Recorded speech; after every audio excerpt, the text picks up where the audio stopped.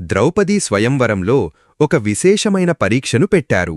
ఎవరైతే తిరుగుతున్న చేప యొక్క కన్నును గుచ్చగలరో వారు ఆమెను పెళ్లి చేసుకునే అర్హత పొందుతారు.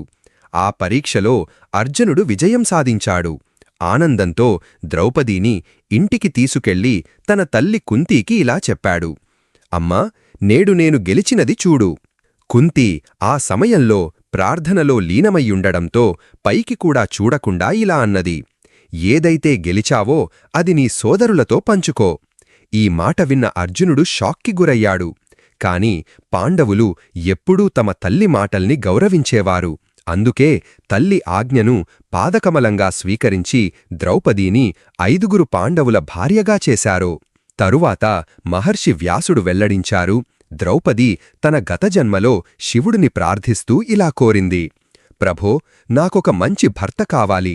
అతను ధర్మాత్ముడుగా, బలవంతుడుగా, ధనుర్విద్యా నిపుణుడుగా, అందగాడిగా, తెలివైనవాడిగా ఉండాలి.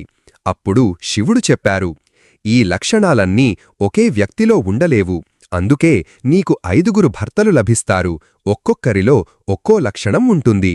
యుధిష్ఠిరుడు ధర్మాత్ముడు, భీముడు శక్తివంతుడు, అర్జునుడు అద్భుతమైన ధనుర్విద్యా నిపుణుడు, నకులుడు అపురూపమైన అందగాడు, సహదేవుడు విశేషమైన జ్ఞానవంతుడు.